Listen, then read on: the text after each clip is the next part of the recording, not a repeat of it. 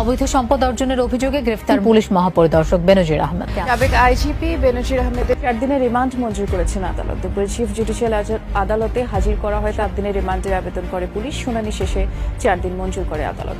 এইমাত্র গ্রেফতার পুলিশের সাবেক আইজিপি বেনজির আহমেদ। গ্রেফতার শেষে আদালতে তুলে পুলিশ।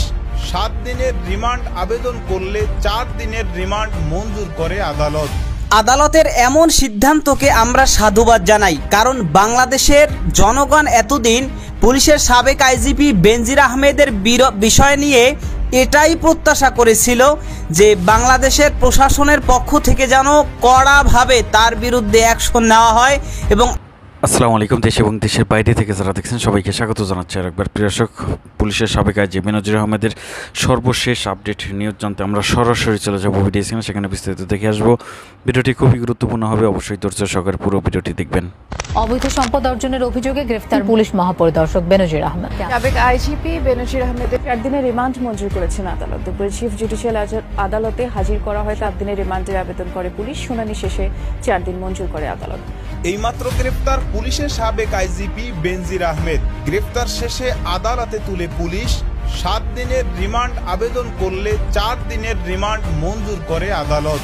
আদালতের এমন সিদ্ধান্তকে আমরা সাধুবাদ জানাই, কারণ বাংলাদেশের জনগণ এতদিন পুলিশের সাবেক আইজিপি বেনজির আহমেদের বিষয় নিয়ে এটাই প্রত্যাশা করেছিল যে বাংলাদেশের প্রশাসনের পক্ষ থেকে যেন কড়াভাবে তার বিরুদ্ধে অ্যাকশন নেওয়া হয় এবং আদালতের পক্ষ থেকেও যেন খুব কঠোরভাবে বেনজির আহমেদকে নিয়ে সিদ্ধান্ত নেওয়া হয়। এবং শুধুমাত্র তাকে শাস্তি নয়, তাকে গ্রেফতার এবং রিমান্ডে নিয়ে জিজ্ঞাসাবাদ এর মাধ্যমে তার শুধু উপযুক্ত শাস্তি নয়, এর পাশাপাশি তার যে সমস্ত অবৈধ অর্থ সম্পদ, টাকা পয়সা যা কিছু আছে সেগুলোকেও যেন কুক্ষিগত করা হয় এবং বাংলাদেশে একটা নজির তৈরি করে দেওয়া হয় যে বেনজির হোক, মানে পুলিশের একজন আইজিপি হোক আর যেই হোক না কেন, অন্যায় করলে, দুর্নীতি করলে, চাঁদাবাজি করলে, দখলদারি করলে তাহলে তার আজ না হয় কাল আইনের জালে ফাঁসতেই হবে। তো দর্শক, অবশেষে কিন্তু পুলিশের সাবেক আইজিপি বেনজির আহমেদ সে কঠিনভাবে ফেঁসে গেছে, একেবারে হাতে নাতে ধরা পড়ে গিয়েছে এবং আদালতের পক্ষ থেকে কিন্তু তাকে 4 দিনের রিমান্ড দেওয়া হয়েছে জিজ্ঞাসাবাদের জন্য। রিমান্ড ছাড়া তো সঠিক তথ্য উদ্ঘাটন করা কঠিন। তো যাই হোক, এটা মূলত কিভাবে কি হলো এবং তার বিরুদ্ধে কি কি আইনি অ্যাকশন নেওয়া হবে এবং কি শাস্তি সে পেতে যাচ্ছে সে সম্পর্কে আমরা বিস্তারিত জানবো, যে বিষয়ের কিছু অংশ ভিডিও শুরুতে শিরোনামে দেখে এসেছেন। বিস্তারিত পুরো ভিডিওতে দেখবেন। তার পূর্বে একটা অনুরোধ করব, যারা আমাদের চ্যানেল ও পেজ ভাইরাল ভয়েস বিডির নতুন দর্শক তারা চ্যানেলটি সাবস্ক্রাইব করে অল ক্লিক করে বেল আইকনটি চালু করে দিবেন এবং যারা পেজ থেকে দেখছেন পেজটিও লাইক ও ফলো দিয়ে রাখবেন, তাহলে নিত্য নতুন আমাদের পরিবেশন করা আলোচিত সংবাদগুলো অটোমেটিকভাবে আপনারা পেয়ে যাবেন। দর্শক, চলুন আমরা দেখব যে বেনজির আহমেদ পুলিশের সাবেক আইজিপি কিভাবে ধরা পড়লো, কি কি আইনি অ্যাকশন নেওয়া হচ্ছে, কি শাস্তি সে পেতে যাচ্ছে সেটা আমরা দেখার পূর্বে প্রথমে আমরা একটু দেখব যে এই পুলিশের সাবেক আইজিপি বেনজির আহমেদকে নিয়ে টক শোতে অত্যন্ত গুরুত্বপূর্ণ কিছু তথ্য ফাঁস করা হয়েছে এবং গুরুত্বপূর্ণ কিছু তথ্য বলা হয়েছে, সেই সম্পর্কে আমরা একটু আলোকপাত শুনে এরপরে আমরা অন্যান্য বিষয়গুলো দেখব। ধৈর্য ধরে ভিডিওটি একটি লাইক দিয়ে ভিডিওটি দেখতে থাকুন। যে আওয়ামী লীগের ইমেজ রক্ষার জন্য, মুক্তিযুদ্ধের চেতনা রক্ষা করার জন্য বেনজির, এস আলম এদের তদন্ত হওয়া উচিত, আনভির এদের তদন্ত হওয়া উচিত। এটার সাথে সরকারের আরো ইমেজ বাড়বে। পুলিশের সাবেক প্রধান বেনজির আহমেদকে নিয়ে একটি পত্রিকা রিপোর্ট করলো যে তার কি পরিমাণ, তার কোথায় কোথায় সম্পদ আছে, মানে এটা দুদকের জন্য যথেষ্ট না। কিন্তু দুদক বা তারা তো স্বতঃপ্রণোদিত হয়ে ইনভেস্টিগেট করার কথা, যে আসলে যে এই খবরগুলো বেরিয়েছে পত্র পত্রিকায়, তাহলে এখানে কি হচ্ছে সেটা দেখা দরকার। সেটা কিনা মানে দুদকের এখতিয়ার নেই সেটা। আপনি শুধু বেনজিরের কথাই ধরেন। সঠিক বলেছে, এটা পত্রিকা কেবল বেরিয়েছে। এটা ইভেন কোন কোন ক্ষেত্রে আপনি তো আইনজীবী, আদালত, উচ্চ আদালত সুমোটো একটা ইস্যু করতে পারে।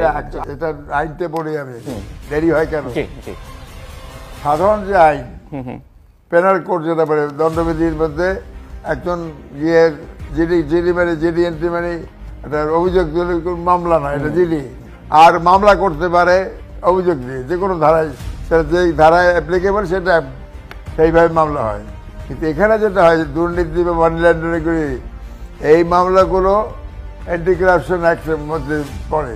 তাদের নিয়ম আইনটা একটু ব্যতিক্রম আছে, সেটা হচ্ছে যে সাধারণ মামলা যেরকম এখন দিলে এখন এজাহার করে তদন্ত শুরু করে, সেটা কিন্তু হয় না। এটা প্রাথমিক একটা অনুসন্ধান করে যদি প্রাইভেসি কেস যদি প্রাথমিক তথ্য পাওয়া যায় সত্যতা, তাহলে পরে এটা রিকমেন্ড করে যাতে এফআইআর করার জন্য, মানে এজাহার দেওয়ার জন্য একটা প্রস্তাব দেয়। এখনো কিন্তু সেরকম হয়, তাই কাজে এটা সময় হয়ে যায়। এখন যেটা আপনি বললেন বেনজির আহমেদ বা যেই হোক না কেন, যে কোনো ব্যক্তি, যেই হোক, ইভেন আমার সম্পর্ক যদি এরকম খবর বের হয়ে যায় তার কোটি কোটি টাকা আছে, আয়ের সঙ্গে সম্মতিপূর্ণ নয়। বেনজির কিন্তু অস্বীকার করে নাই এই প্রপার্টিগুলো যে তার, এটা কিন্তু সে এখন অস্বীকার করে নাই। সেটা মারফতি লাইনের একটা কথা বলছে, কি হয় না কি আপনি কিন্তু খুলে মজা করেছেন। বেনজির কথা উঠাইছেন বলছি আমি। বেনজির আহমেদের এখন যে তথ্যগুলি পত্র-পত্রিকা এসছে, এখন এইটা অ্যান্টি কারাপশন কমিশন তাকে তলব করে জিজ্ঞাসাবাদ করে এটা সেটা তার এই যে নিয়ম যদি আইনটা পড়তে পারে, তখন কোনো মামলা নেয় না নেওয়ার আগে যদি তারা দেখে যে উত্তরটা স্যাটিসফ্যাক্টরি না, অর্থাৎ যে উত্তর সে দিচ্ছে সেটা সঠিকভাবে প্রমাণিত হয়নি, সেই ক্ষেত্রে এরা এটা সুপারিশ করবে যে একটা মামলা এফআইআর হিসাবে গণ্য করা যায়। এই হলে পরে আবার তদন্ত হয়, মূল তদন্ত। এই কারণে এই দেরির কারণে এইটা একটা আরেকটা কথা হচ্ছে যে দুর্নীতি কবে কোথায় না হয়েছে, এটা বাস্তবতায় কোন দেশে না হয়েছে। এই যে পাকিস্তানের কথা, কিন্তু সহনীয় পর্যায়ে থাকতে হবে। তো মানে আপনি র্যাম্পেন্ট করাপশন আর একটা হচ্ছে সহনীয় পর্যায়ে আছে। আর দুর্নীতি করলে দুর্নীতির বিচার হবে, যে হবে না সেটা কেউ বলছে না, কিন্তু দুর্নীতি করলে তাকে আইনের আওতায় আনা হবে। সেখানের ঘাটতির কথা আসছে, সেটা বলুন। সেখানে কথা হচ্ছে কি access, right, access application of law, access যেটা করা হয় সে আছে।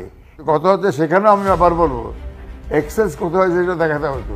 সেইখানে আইনের এই ধারায় এই কথা বলা আছে, সেটা না করে বিয়ন্ড দ্যাট, এটা ছাড়িয়ে যেটা করেছে সেটা আইনে দ্বারা পালিত বা আইনে সঙ্গত নয়। সবাই কনভিন্সড আপনি ইলেক্টেড প্রপার্টি। আশা করি পুরো ভিডিওটি দেখেছেন এবং বুঝতে পেরেছেন যে বেনজির আহমেদ পুলিশের সাবেক এই পুলিশ প্রধান বেনজির আহমেদের অবৈধ সম্পদের যে পাহাড় করেছেন তিনি, এই পাহাড়ের উৎস কোথায় এবং কিভাবে তিনি এত টাকা পয়সার মালিক হলেন এবং একজন সরকারি কর্মচারী হয়ে তার যে বেতন ভাতার শেষ পর্যন্ত পাওয়ার কথা, তার যে ডাবল ইনকাম তিনি কিভাবে করলেন, এই নিয়ে কিন্তু প্রতিবেদন ছাপানো হয়েছিল দৈনিক কালের কণ্ঠে। বেনজিরের ঘরে আলাদিনের চেরাগ, এই শিরোনামে একটি প্রতিবেদন তৈরি হওয়ার পরপরই কিন্তু দেশে বিদেশে প্রচুর পরিমাণে সাড়া ফেলেছে তার এই সম্পদের উৎস কোথায়। এই বিষয়টি জানার জন্য হাইকোর্ট নির্দেশ দিয়েছে দুদককে। দুদক কিন্তু 2 মাসের মধ্যে কঠিন একটি তদন্ত শেষে কিন্তু এই বিষয়টি জানাবে এবং তদন্ত দিন রয়েছে তার এই বিষয়টি। প্রিয় দর্শক, বেনজির আহমেদের সর্বশেষ আপডেট নিউজ পেতে অবশ্যই আমাদের সাথে থাকবেন। সবাই ভালো থাকবেন, সুস্থ থাকবেন। আজকের ভিডিওটি এখানে শেষ করছি। আসসালামু আলাইকুম।